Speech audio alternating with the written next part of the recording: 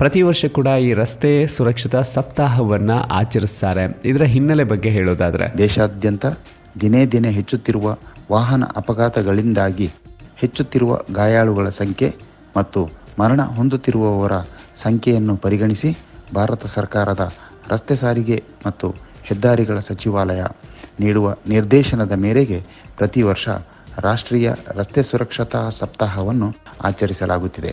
ಈ ಆಚರಣೆಯ ಮುಖ್ಯ ಉದ್ದೇಶ ಎಲ್ಲ ವಾಹನ ಚಾಲಕರು ಜವಾಬ್ದಾರಿಯುತ ವಾಹನ ಚಾಲನಾ ನಡವಳಿಕೆ ಬೆಳೆಸಿಕೊಳ್ಳುವ ಬಗ್ಗೆ, ಸಾರ್ವಜನಿಕರ ಸುರಕ್ಷತೆಗೆ ಅಪಾಯವನ್ನುಂಟು ಮಾಡದ ರೀತಿಯಲ್ಲಿ ವಾಹನ ಚಾಲನೆ ಮಾಡುವ ಬಗ್ಗೆ, ರಸ್ತೆ ಉಪಯೋಗಿಸುವ ಯಾವುದೇ ಸಾರ್ವಜನಿಕರಿಗೆ ಯಾವುದೇ ರೀತಿಯ ಅನಾನುಕೂಲತೆ ಉಂಟು ಮಾಡದಂತೆ ವಾಹನ ಚಾಲನೆ ಮಾಡುವ ಬಗ್ಗೆ, ರಸ್ತೆ ಉಪಯೋಗಿಸುವ ಎಲ್ಲ ಸಾರ್ವಜನಿಕರಲ್ಲಿ ಜವಾಬ್ದಾರಿಯುತ ರಸ್ತೆ ಉಪಯೋಗದ ನಡವಳಿಕೆಯನ್ನು ಬೆಳೆಸಿಕೊಳ್ಳುವ ಬಗ್ಗೆ ಜಾಗೃತಿ ಮೂಡಿಸುವುದು ಆಗಿರುತ್ತದೆ. ಕಳೆದ 1 ವಾರಗಳ ಅವಧಿಯಲ್ಲಿ ಏನೆಲ್ಲ ಕಾರ್ಯಕ್ರಮಗಳು ಮಂಗಳೂರು ಸಿಟಿ ಟ್ರಾಫಿಕ್ ಪೊಲೀಸ್ ನಡೆಸಿದ? ದಿನಾಂಕ 11/1/2024 1 ವಾರಗಳ ಕಾಲ ಆಚರಿಸಲಾಗುವ ಈ ರಾಷ್ಟ್ರೀಯ ರಸ್ತೆ ಸುರಕ್ಷತಾ ಸಪ್ತಾಹದ ಅವಧಿಯಲ್ಲಿ Lions, Rotary, motor driving schools, motor vehicles sales and service ಸಂಸ್ಥೆಗಳು ಸೇರಿದಂತೆ ವಿವಿಧ ಸಂಸ್ಥೆಗಳ ಸಹಕಾರದೊಂದಿಗೆ ಮಂಗಳೂರು ನಗರ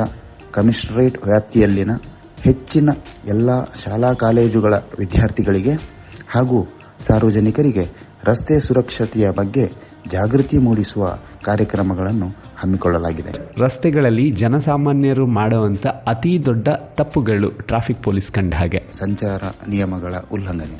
ಇದಕ್ಕೂ ಮಿಗಿಲಾಗಿ ಅಲ್ಲಲ್ಲಿ ಜಂಕ್ಷನ್ಗಳಲ್ಲಿ ಕರ್ತವ್ಯ ನಿರ್ವಹಿಸುತ್ತಿರುವ ಬಿಳಿ ಸಮವಸ್ತ್ರಧಾರಿಗಳಾದ ಸಂಚಾರ ಪೊಲೀಸರನ್ನು ಕಂಡಾಗ ಮಾತ್ರ ಹೆಚ್ಚಿನ ಜನರು ಸಂಚಾರ ನಿಯಮಗಳ ಪಾಲನೆಯಲ್ಲಿ ತೊಡಗಿಕೊಳ್ಳುವುದನ್ನು ನಾವು ಕಾಣುತ್ತೇವೆ.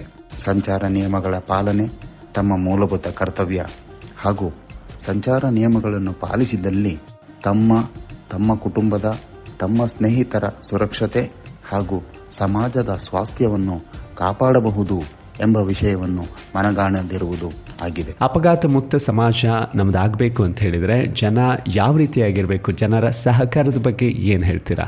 ಮೊದಲನೆಯದಾಗಿ ರಸ್ತೆ ಉಪಯೋಗಿಸುವ ಎಲ್ಲ ಸಾರ್ವಜನಿಕರಿಗೆ ಪ್ರಸ್ತುತ ಚಾಲ್ತಿಯಲ್ಲಿರುವ ಮೋಟಾರು ವಾಹನಗಳಿಗೆ ಸಂಬಂಧಿಸಿದ ಎಲ್ಲ ಕಾನೂನಿನ ಬಗ್ಗೆ ಸಂಪೂರ್ಣ ಅರಿವು ಇರಬೇಕು. ಎರಡನೆಯದಾಗಿ ಸದರಿ ಕಾನೂನಿನಲ್ಲಿನ ಎಲ್ಲ ನಿಯಮಗಳನ್ನು ಕಡ್ಡಾಯವಾಗಿ ಪಾಲನೆ ಮಾಡಬೇಕು. ಒಟ್ಟಿನಲ್ಲಿ ಜನರು ಸಂಚಾರ ನಿಯಮಗಳನ್ನು ಪಾಲನೆ ಮಾಡಿದ್ದಲ್ಲಿ ಅಪಘಾತಗಳನ್ನು ತಡೆಗಟ್ಟಬಹುದಾಗಿದೆ. ಇದರ ಜೊತೆಗೆ ಜನರು ಹೆಚ್ಚಿನ ತಾಳ್ಮೆಯನ್ನು ಬೆಳೆಸಿಕೊಳ್ಳುವುದು ಅತಿ ಅವಶ್ಯಕ. ಹಾಗೆಯೇ ದುರ್ಬಲ ಅಥವಾ ವಲ್ನರೇಬಲ್ ರೋಡ್ ಯೂಸರ್ಸ್ಗಳಾದ ಪಾದಚಾರಿಗಳು, ಸೈಕಲ್ ಸವಾರರು, ಮಕ್ಕಳು, ವಯಸ್ಸಾದವರು, ವಿಭಿನ್ನ ಸಾಮರ್ಥ್ಯವುಳ್ಳ ವ್ಯಕ್ತಿಗಳ ಬಗ್ಗೆ ಹೆಚ್ಚಿನ ಕಾಳಜಿ ವಹಿಸಬೇಕು. ಹಾಗೆಯೇ ಎಲ್ಲ ಜನರು ಮೋಟಾರು ವಾಹನಗಳ ಚಾಲನಾ ನಿಯಮಗಳು 2017ರಲ್ಲಿ ಸೂಚಿಸಿದ ಎಲ್ಲ ನಿಯಮಗಳನ್ನು ಪಾಲಿಸಿದಲ್ಲಿ ಅಪಘಾತ ಮುಕ್ತ ಸಮಾಜದ ನಿರ್ಮಾಣ ಮಾಡಲು ಸಾಧ್ಯ. ರಸ್ತೆಗಳಲ್ಲಿ ಟ್ರಾಫಿಕ್ ಪೊಲೀಸ್ ಇದ್ದಾರೆ ಅನ್ನೋ ಕಾರಣಕ್ಕೋಸ್ಕರ ನಾವು ಟ್ರಾಫಿಕ್ ರೂಲ್ಸನ್ನ ಫಾಲೋ ಮಾಡೋದಲ್ಲ, ನಮ್ಮ ಸುರಕ್ಷತೆಗಾಗಿ, ನಮ್ಮಿಂದ ಬೇರೆಯವ್ರಿಗೆ ತೊಂದರೆ ಆಗಬಾರ್ದು ಅನ್ನುವಂಥ ಕಳಕಳಿ ಕೂಡ ನಮ್ಮಲ್ಲಿದ್ದಾಗ ಸಂಚಾರ ನಿಯಮಗಳ ಉಲ್ಲಂಘನೆ ಆಗಲ್ಲ, ಆಕ್ಸಿಡೆಂಟ್ಗಳ ಪ್ರಮಾಣ ಕೂಡ ಕಡಿಮೆ ಆಗುತ್ತೆ ಅಲ್ವಾ? ಟ್ರಾಫಿಕ್ ನಿಯಮಗಳ ಉಲ್ಲಂಘನೆಗೆ ಕಾನೂನಿನಲ್ಲಿ ಇತ್ತೀಚೆಗೆ ಆಗಿರೋ ಬದಲಾವಣೆಗಳು ಅಥವಾ ದಂಡ ಯಾವ ರೀತಿಯಾಗಿರುತ್ತೆ ಸರ್? ಮೋಟಾರು ವಾಹನ ಕಾಯ್ದೆ 2019 ಅನ್ವಯ ಅತಿ ವೇಗದ ವಾಹನ ಚಾಲನೆ, ಅಪಾಯಕಾರಿಯಾಗಿ ವಾಹನ ಚಾಲನೆ ಮಾಡುವುದು, ಅಂದರೆ ಟ್ರಾಫಿಕ್ ಸಿಗ್ನಲ್ನಲ್ಲಿ ರೆಡ್ ಲೈಟ್ ಜಂಪ್ ಮಾಡುವುದು, ಸ್ಟಾಪ್ ಸೈನ್ ಅಥವಾ ನಿಲುಗಡೆ ಚಿಹ್ನೆಯನ್ನು ಉಲ್ಲಂಘನೆ ಮಾಡೋದು, ವಾಹನ ಚಾಲನಾ ಸಮಯ ಮೊಬೈಲ್ ಫೋನ್ಗಳ ಬಳಕೆ, ಎಡಬದಿಯಿಂದ ವಾಹನಗಳನ್ನು ಓವರ್ಟೇಕ್ ಮಾಡುವುದು,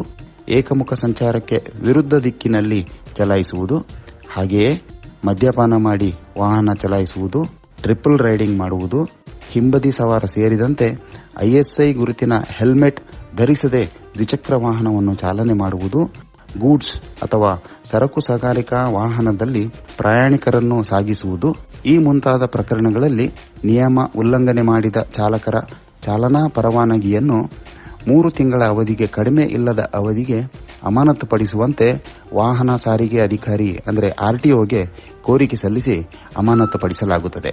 ಎರಡನೆಯದಾಗಿ ಮಕ್ಕಳು ಅಂದರೆ 18 ವರ್ಷ ವಯಸ್ಸಿಗಿಂತ ಕಿರಿಯರು ವಾಹನ ಚಾಲನೆ ಮಾಡಿ ಸಂಚಾರ ನಿಯಮಗಳನ್ನು ಉಲ್ಲಂಘಿಸಿದ್ದಲ್ಲಿ ಸದರಿ ಮಕ್ಕಳ ಪಾಲಕರು ಅಥವಾ ಪೋಷಕರು 3 ವರ್ಷಗಳ ಅವಧಿಯ ಸಾದಾ ಕಾರಾಗೃಹವಾಸ ಅನುಭವಿಸಬೇಕು ಅಥವಾ ರೂಪಾಯಿ 25,000 ವರೆಗಿನ ದಂಡವನ್ನು ಕಟ್ಟಬೇಕಾಗುತ್ತದೆ. ಹಾಗೆಯೇ ಸದರಿ ವಾಹನದ ನೋಂದಣಿಯನ್ನು 1 ವರ್ಷದ ಅವಧಿಗೆ ರದ್ದುಪಡಿಸಲಾಗುತ್ತದೆ ಹಾಗೂ ವಾಹನ ಚಾಲನೆ ಮಾಡಿದ ಮಕ್ಕಳಿಗೆ ಅವರು 25 ವರ್ಷ ಪ್ರಾಯಸ್ಥರಾಗುವವರೆಗೆ ಚಾಲನಾ ಪರವಾನಗಿ ಪಡೆಯಲು ಅವಕಾಶ ಇರುವುದಿಲ್ಲ. ಅಂದರೆ ಅವರು ಡಿಎಲ್ ಪಡೆಯಲು ಅನರ್ಹರಾಗಿರುತ್ತಾರೆ. 18 ವರ್ಷದೊಳಗಿನ ಮಕ್ಕಳಿಗೆ ವೆಹಿಕಲ್ ಕೊಡೋದಕ್ಕೂ ಮುಂಚೆ ಇದ್ರ ಬಗ್ಗೆ ನಿಮಗೆ ಗೊತ್ತಿರಲಿ. ಇನ್ನು ಸರ್, ಒಂದು ರೋಡ್ ಆಕ್ಸಿಡೆಂಟ್ ಆದಂಥ ಸಂದರ್ಭದಲ್ಲಿ ಸಹಾಯ ಮಾಡೋದಕ್ಕೆ ಹೋದರೆ ಎಲ್ಲಾದರೂ ನಾವು ಪೊಲೀಸ್ ಕರೆದಾಗ ಹೋಗಬೇಕಾಗತ್ತೆ, ಹೇಳಿಕೆಗಳನ್ನು ಕೊಡಬೇಕಾಗತ್ತೆ ಅನ್ನೋವಂಥ ಕಲ್ಪನೆ ಕೆಲವೊಂದಷ್ಟು ಜನರ ಮನಸ್ಸಲ್ಲಿರುತ್ತೆ. ಇದ್ರ ಬಗ್ಗೆ ಏನು ಹೇಳ್ತೀರಾ? ಮೋಟಾರು ವಾಹನ ಕಾಯ್ದೆ 2019 ಅನ್ವಯ ಈ ತಿದ್ದುಪಡಿ ಕಾಯ್ದೆಯಲ್ಲಿ ಗುಡ್ ಸಮರಿಟನ್ ಅಥವಾ ಪರೋಪಕಾರಿ ಎನ್ನುವ ಪರಿಕಲ್ಪನೆಯನ್ನು ಸೇರಿಸಲಾಗಿದೆ. ರಸ್ತೆ ಅಪಘಾತಗಳಲ್ಲಿ ಗಾಯಗೊಂಡಿರುವ ವ್ಯಕ್ತಿಗಳನ್ನು ಚಿಕಿತ್ಸೆ ಬಗ್ಗೆ ಯಾರಾದರೂ ಆಸ್ಪತ್ರೆಗೆ ದಾಖಲಿಸಿದ್ದಲ್ಲಿ ಅಂತಹವರು ತಮ್ಮ ಹೆಸರು, ವಿಳಾಸ, ದೂರವಾಣಿ ಸಂಖ್ಯೆ ಸೇರಿದಂತೆ ಯಾವುದೇ ವೈಯಕ್ತಿಕ ಮಾಹಿತಿಗಳನ್ನು ಆಸ್ಪತ್ರೆಯ ವೈದ್ಯಾಧಿಕಾರಿಗಳಲ್ಲಾಗಲಿ ಪೊಲೀಸರಲ್ಲಾಗಲಿ ನೀಡುವ ಅವಶ್ಯಕತೆ ಇರುವುದಿಲ್ಲ.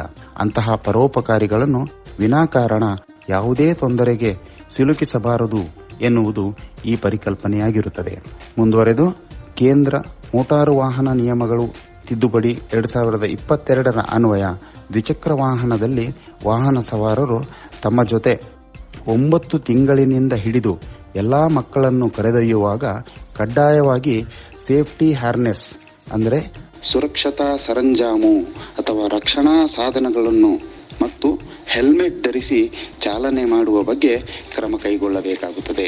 ಓಕೆ, ಹಾಗೇನೆ ಈ ಫೈನ್ಸ್ ಬಗ್ಗೆ ಹೇಳೋದಾದ್ರೆ, ಸ್ಥಳ ದಂಡ ಅಥವಾ ಸ್ಪಾಟ್ ಫೈನಿಗೆ ಸಂಬಂಧಪಟ್ಟಂತೆ ನಿರ್ಲಕ್ಷ್ಯತನ ಅಥವಾ ಅಪಾಯಕಾರಿ ವಾಹನ ಚಾಲನೆ, ಅತಿ ವೇಗದ ಚಾಲನೆ, ಚಾಲನಾ ಪರವಾನಗಿ ರಹಿತ ವಾಹನ ಚಾಲನೆ, ಇನ್ಶೂರೆನ್ಸ್ ರಹಿತ ವಾಹನ ಚಾಲನೆ, ಪಾರ್ಕಿಂಗ್ ನಿಯಮಾವಳಿಗಳ ಉಲ್ಲಂಘನೆ, ಅನಗತ್ಯ ಹಾರ್ನ್ ಬಳಕೆ, ಚಾಲನಾ ಸಮಯ, ಮೊಬೈಲ್ ಫೋನ್ಗಳ ಬಳಕೆ ಮುಂತಾದ ಉಲ್ಲಂಘನೆಗಳಿಗೆ ರೂಪಾಯಿ 1,000ದಿಂದ ಹಿಡಿದು 5,000ವರೆಗಿನ ದಂಡವನ್ನು ವಿಧಿಸಲಾಗುತ್ತದೆ. ಇತರೆ ಸಂಚಾರ ನಿಯಮಗಳ ಉಲ್ಲಂಘನೆಗೆ ರೂಪಾಯಿ 500 ವರೆಗಿನ ದಂಡವನ್ನು ವಿಧಿಸಲಾಗುತ್ತದೆ. ಟ್ರಾಫಿಕ್ ರೂಲ್ಸ್ ಅನ್ನ ಬ್ರೇಕ್ ಮಾಡಿ ನಾವು ಫೈನ್ ಕಟ್ಟಿದ್ವಿ, ಮುಗಿದು ಹೋಯ್ತು ಅಂತ ಸುಮ್ಮನೆ ಇರಬಹುದು. ಆದರೆ ರಸ್ತೆಗಳಲ್ಲಿ ಮಾಡುವಂಥ ತಪ್ಪುಗಳಿಂದ ನಾವು ಕೊಡುವಂಥ ಅತಿ ದೊಡ್ಡ ದಂಡ ಅಂದರೆ ತಲೆದಂಡ. ಜೀವ ಅಮೂಲ್ಯವಾದುದು, ಅದನ್ನು ರಸ್ತೆಗಳಲ್ಲಿ ಬಲಿಯಾಗೋದಕ್ಕೆ ಬಿಡಬಾರ್ದು ಅಂತ ಹೇಳಿದ್ರೆ ರಸ್ತೆ ನಿಯಮಗಳನ್ನು ನಾವು ಸರಿಯಾಗಿ ಪಾಲಿಸಲೇಬೇಕು. ನಾವೆಲ್ಲರೂ ಸಂಚಾರ ನಿಯಮಗಳ ಪಾಲನೆಯನ್ನು ನಮ್ಮ ಸಂಸ್ಕೃತಿಯನ್ನಾಗಿಸೋಣ. ಎಲ್ಲರೂ ಸಂಚಾರ ಪೊಲೀಸರ ಸೂಚನೆಗಳನ್ನು ಗೌರವಿಸಿರಿ, ಸಂಚಾರ ಪೊಲೀಸರೊಂದಿಗೆ ಸಹಕರಿಸಿರಿ. ನಾವು ನೀವೆಲ್ಲ ಸೇರಿ ಅಪಘಾತ ರಹಿತವಾದ ಸಮಾಜದ ನಿರ್ಮಾಣ ಮಾಡೋಣ. ಎಲ್ಲರ ಮನಸ್ಸಿನಲ್ಲಿ, ಎಲ್ಲರ ಮನೆಗಳಲ್ಲಿ ಸಂತಸ, ನೆಮ್ಮದಿ ನೆಲೆಸುವ ಹಾಗೆ ಮಾಡೋಣ. ಸದೃಢವಾದ ಸಮಾಜದ ನಿರ್ಮಾಣ ಮಾಡೋಣ. ಧನ್ಯವಾದಗಳು ಸರ್. ಟ್ರಾಫಿಕ್ ಪೊಲೀಸ್ ನಮ್ಮ ಸುಗಮವಾದ ಸಂಚಾರ ವ್ಯವಸ್ಥೆಗೆ ಸಾಕಷ್ಟು ಪ್ರಯತ್ನಗಳನ್ನು ಪಡ್ತಿರ್ತಾರೆ. ಟ್ರಾಫಿಕ್ ರೂಲ್ಸನ್ನು ನಾವು ಬ್ರೇಕ್ ಮಾಡದೇ ಇದ್ದರೆ, ರಸ್ತೆ ನಿಯಮಗಳನ್ನು ಸರಿಯಾಗಿ ನಾವು ಪಾಲಿಸಿದ್ರೆ ಸುರಕ್ಷಿತವಾಗಿರೋದು ನಾವು, ನಮ್ಮ ಮನೆಯವರು, ಜೊತೆಗೆ ನಮ್ಮಿಂದ ಬೇರೆಯವರು ಅಲ್ವಾ? ನಮಸ್ಕಾರ ಮಂಗಳೂರು, RJ ಪ್ರಸನ್ನ ಜೊತೆ only on super hits 93.5 red FM.